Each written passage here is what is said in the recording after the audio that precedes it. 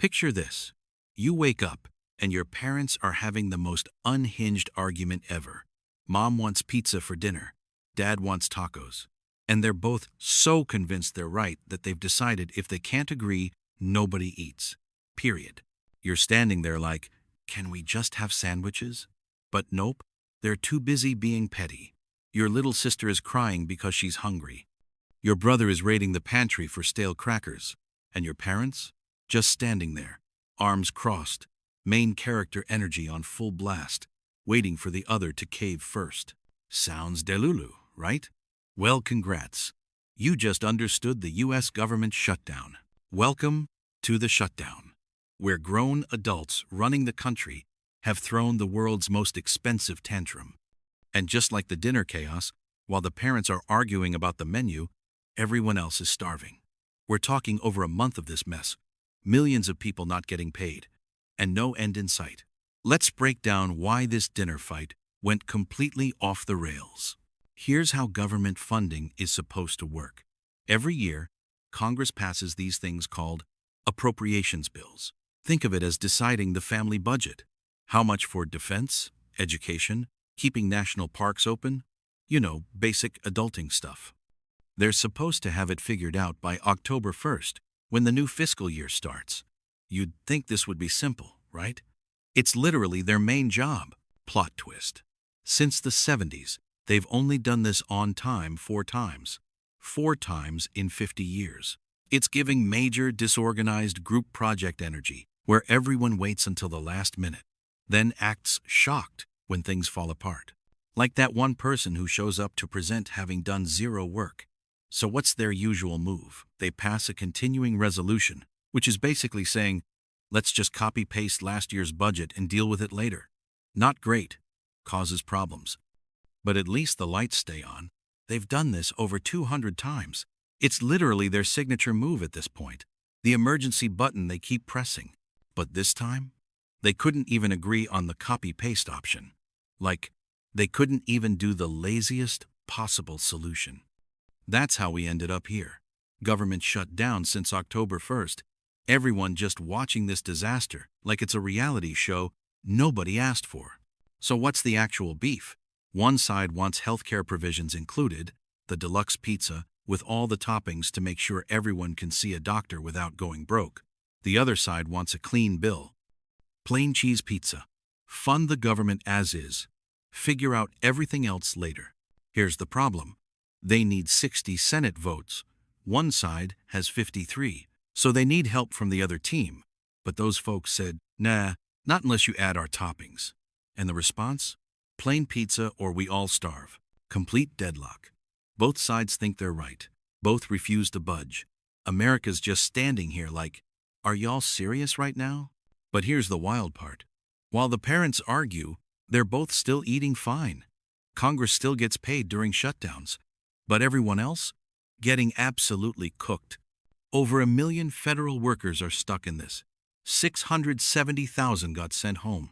They're vibing at home, except instead of fun, they're spiraling about rent. Another 730,000 are essential workers, which sounds important until you realize it means showing up for $0. Your boss literally going, yeah, about that paycheck. Just trust the process, bestie. Usually the government pays everyone back eventually. But this time, they're being sus about it. Real, I'll Venmo you later energy. Food assistance programs are running out. 42 million people rely on SNAP to eat. And the government said, yeah, that's gotta stop. States had to sue just to keep people fed. WIC for pregnant women and kids? Also dying. Some child care programs already closed. National parks shut down. Tourist towns are ghost towns. Restaurants near federal buildings lost 30% of customers. One guy's wine business can't get a loan, but still owes thousands in tariffs. That's giving the rules apply to you but not to us energy.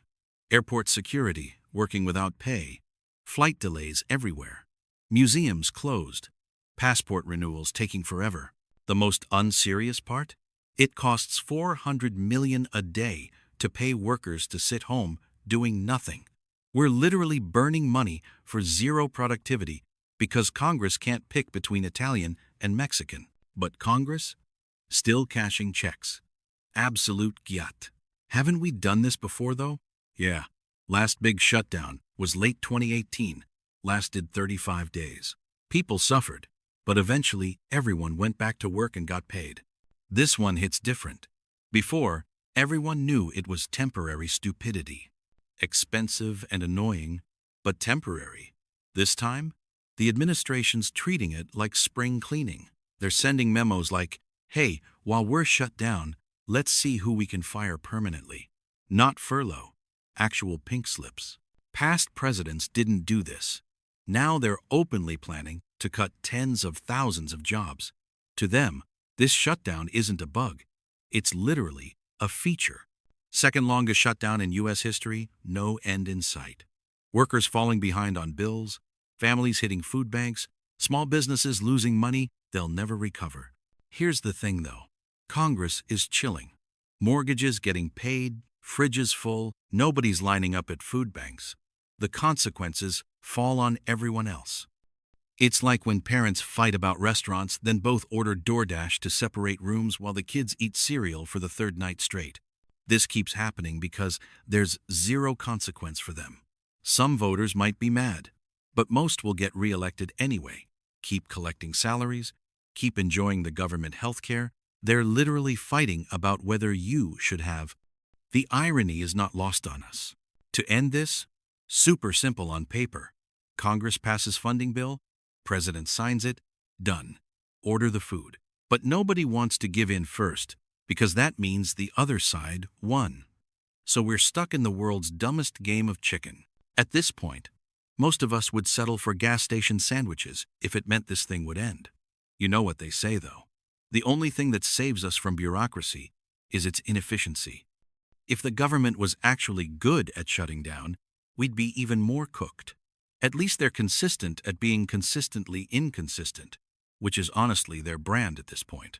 If you want to keep up with this political circus, smash that like and subscribe, because this definitely won't be the last time we explain why the government yeeted itself offline over a dinner argument. Thanks for watching.